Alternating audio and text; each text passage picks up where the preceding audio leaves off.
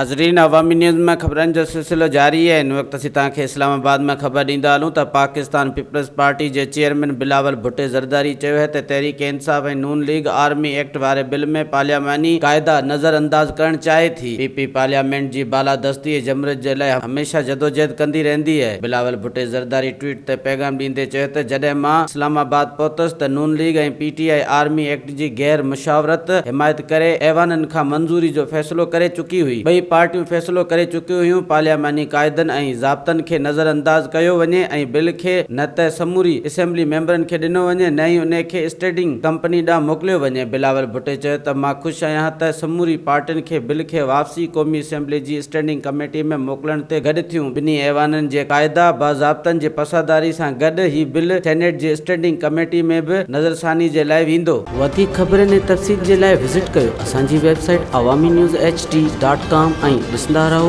Awami news HD।